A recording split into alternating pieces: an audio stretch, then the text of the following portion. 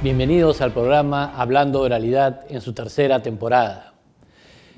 Un espacio producido por el equipo técnico de implementación de la oralidad civil en colaboración con Justicia TV. Es un placer reencontrarnos en este espacio de entrevistas donde semana a semana contamos con la participación de destacados especialistas nacionales e internacionales con quienes abordamos temas relacionados a la oralidad civil, la actualidad de los procesos civiles y en general sobre nuestro sistema de justicia. En el programa de hoy nos acompaña el juez especializado civil, doctor Rafael Mateo Inga Méndez, de la Corte Superior de Justicia del Callao. Es doctor en Derecho por la Universidad Federico Villarreal y entre sus estudios especializados cuenta con un diplomado de litigación oral por la Universidad de Salamanca, España. Además es docente universitario, autor de diversos artículos sobre derecho civil y expositor en diferentes eventos académicos. Bienvenido al programa, doctor Inga. Muchas gracias, doctor Bustamante, por la gentil invitación hacia mi persona y esperando siempre el trabajo que viene realizando la oralidad civil. En el programa de hoy conversaremos sobre el tema división y partición de bienes en el proceso civil oral. Pero antes de ello, tenemos que hacer una breve pausa.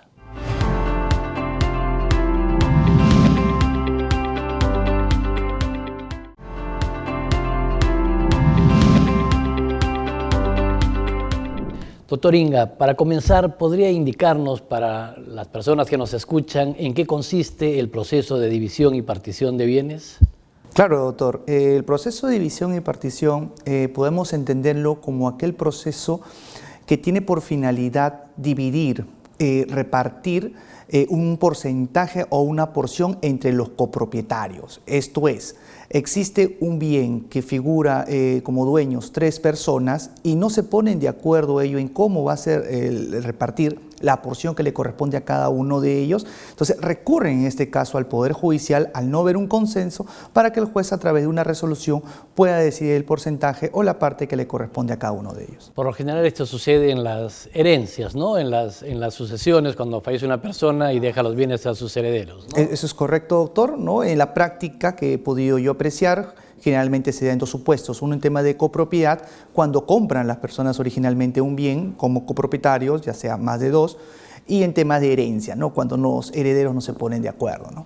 Bien, ¿existe algún pleno jurisdiccional que se haya pronunciado respecto a la división y partición de bienes? Claro, existe un pleno jurisdiccional civil que lo dio la Corte de Lima Este en el año 2017, que es un pleno que me llama poderosamente la atención, porque antes se discutía en los procesos de división y hacía que el proceso sea complejo, porque el juez tenía que, a través de la actuación probatoria, realizar pericias para poder determinar el espacio que le corresponde a cada uno de los copropietarios, ¿no? Entonces, en ese pleno se decidió que el juez al momento de sentenciar fije en porcentaje para que el proceso pueda avanzar un poco más rápido, ¿no? Y ya en la etapa de ejecución podríamos determinar el espacio físico. Bien. Yendo al caso del proceso en sí, la oralidad, ¿cómo ha favorecido a la tramitación de estos procesos de división y partición?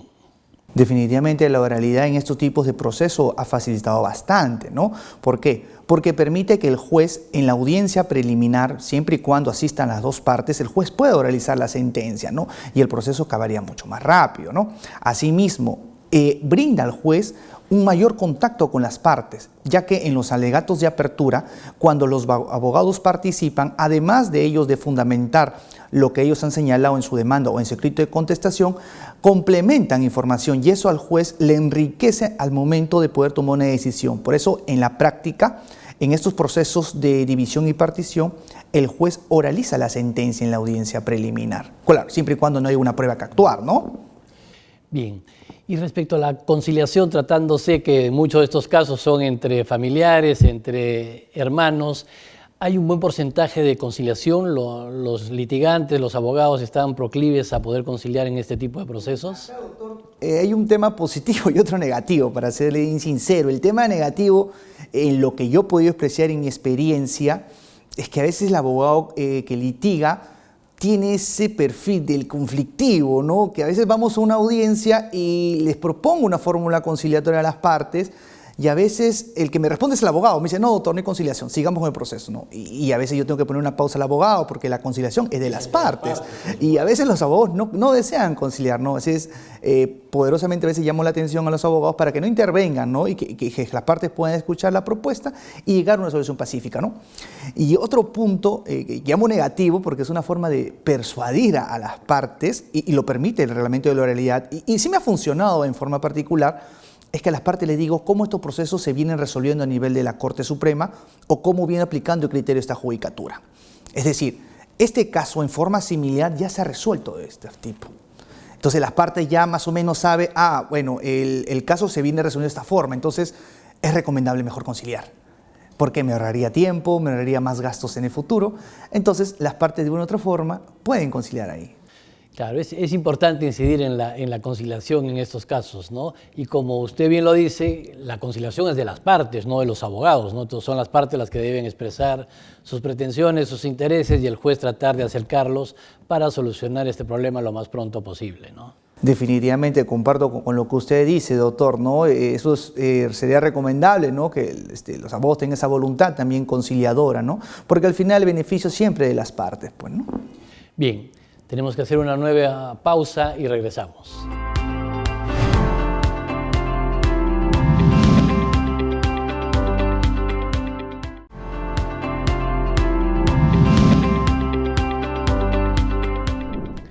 Bien, continuamos con esta interesante entrevista al doctor Rafael Mateo Inga Méndez. Doctor Inga, ¿qué pruebas suelen ser las más frecuentes o relevantes en este tipo de procesos? Como sabemos, este proceso de división y partición tiene por finalidad, primero, acreditar que existe una copropiedad sobre ese bien. Copropiedad. Entonces, ¿cómo se acredita una copropiedad? Con los títulos de propiedad propiamente, ¿no? Ya sea una partida registral, un contrato o algún testamento que se ha dejado como herencia, ¿no? Entonces, primero, la prueba documental es esencial, porque la prueba documental va a permitir al juez determinar quiénes son los titulares de ese bien que deben de participar en el proceso. Y los porcentajes que le corresponde a cada uno. Porque ha habido casos, y he podido apreciar, cuando se ha emitido sentencia y no se ha emplazado a todos los propietarios que están en el título de propiedad. Entonces, evidentemente ese proceso no podría tener válido porque no ha estado emplazado a todos los copropietarios. Por eso la prueba relevante, en forma particular, para mí es la documental. Porque la documental tienes que acreditar quiénes son los propietarios que conforman ese bien que se pretende partir. Bien. Y el sistema oral, ¿cómo facilita para la realización de la audiencia de pruebas en estos casos de división y partición de bienes? Facilita porque, uno, los abogados en los alegatos de apertura, que desde allá, doctor, para mí recomiendo, ¿no?, que los abogados con alegato de apertura lo partan de tres formas. Uno, que expongan sus elementos fácticos, que sustenten lo que dice en su demanda en base a sus pruebas. El elemento jurídico, que sustente las normas jurídicas y su jurisprudencia. Y el elemento probatorio, que digan, solicitamos la división en base a estas pruebas que estoy solicitando. Entonces, si ya hemos admitido esas pruebas, que generalmente son pruebas documentales, ahí el juez admite las pruebas y al momento ya de sentenciar va a ser la valoración, porque las pruebas no puedo llevar como una audiencia propiamente de prueba. Entonces, el juez al momento de sentenciar va a valorar esos documentos donde van a acreditar que los propietarios conforman parte de ese bien que se pretende dividir. Bien, en el caso que se declare rebelde al demandado o los demandados, se sanee el proceso, ¿el juez puede hacer un juzgamiento anticipado? Esa es una muy buena pregunta, doctor, que incluso me acuerdo que tuvimos un debate en un encuentro de jueces civiles también, donde justamente en una ponencia que yo digo, un buen magistrado me hizo esa pregunta y me dijo, doctor, el 460 dice, una vez declarada rebeldía el demandado, el juez sanea el proceso y emite la sentencia, me dice, ¿no? Yo particularmente, doctor, considero de que si bien es cierto, la oralidad es una técnica que permite solucionar los procesos de la forma más rápida, pero eso no quiere decir que los procesos se solucionen sin respetar algún derecho contradictorio, ¿no? Yo particularmente, cuando tengo estos tipos de procesos y el demandado está declarado rebelde, igual forma se fija la fecha de audiencia preliminar para que el demandado, aún esté rebelde, pueda también ejercer su derecho de defensa, ¿no? E incluso, está bien, puede estar en rebeldía, pero puede presentar pruebas.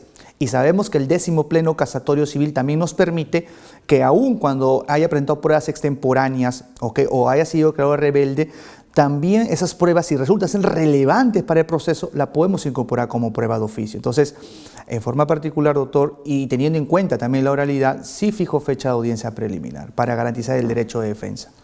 Bien, apartándonos un poco del proceso de división y partición, usted como juez que aplica diariamente el nuevo proceso civil oral, ¿qué beneficios o ventajas le ve a este nuevo sistema con relación al proceso tradicional escrito que está previsto en el Código Procesal Civil?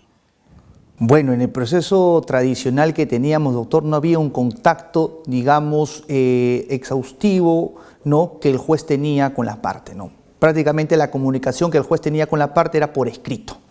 En cambio, con la oralidad, en un proceso judicial civil, llamemos sumarísimo, abreviado conocimiento, en la Corte del Callao hemos tomado como acuerdo de Junta de Jueces que en el admisorio ya señalamos fecha de audiencia. Entonces, en la resolución que llamamos fecha de audiencia preliminar, ya tenemos un contacto con las partes, ¿no? En cambio, en el proceso tradicional, no había una fecha de audiencia. Más aún, si son pruebas documentales, el juez simplemente sanea el proceso, fija punto controvertido, prueba documental y juzgamiento anticipado. No había un contacto con las partes. En cambio, la oralidad sí beneficia esto, que el juez se enriquezca con la información adicional que los abogados van a dar al momento de dar sus alegatos de apertura o alegatos de clausura. Claro, la inmediación es un principio básico en el nuevo proceso civil oral, pero también en cuanto a la celeridad se nota la diferencia, la disminución de los tiempos de duración de los procesos de un trámite escrito a un trámite oral. Claro que sí. Claro que sí, porque un proceso tradicional tendríamos que esperar notificar a la parte demandada, que la parte demandada recién conteste, proveer su escrito, fijar fecha de audiencia. Eso haría que el proceso sea más largo. En cambio, con la oralidad, ya con el admisorio estamos teniendo fecha de audiencia ya. Entonces, en la fecha de audiencia, el juez ahí ya mismo puede sentenciar si tiene todos los elementos que le causan convicción. En este caso, si llegamos a la fecha de audiencia preliminar con las reglas de la oralidad, los abogados van a oralizar sus argumentos, sus teorías del caso, y el juez en ese momento va a tener mayor información, mayor contacto con las partes, y el juez puede dar una mejor solución. Incluso no puede sentenciar, puede conciliar, porque tiene contacto con las partes. Beneficia la oralidad, pues. Claro, y el principio de concentración de los actos procesales también es otra ventaja que tiene este nuevo proceso civil oral. Claro que sí, doctor, porque disminuye los actos procesales, definitivamente. Bien, muchísimas gracias, doctor Inga, por su participación en el programa. Nos despedimos, no sin antes invitarlos a que nos sintonicen todos los días martes en su programa Hablando de Oralidad por Justicia TV.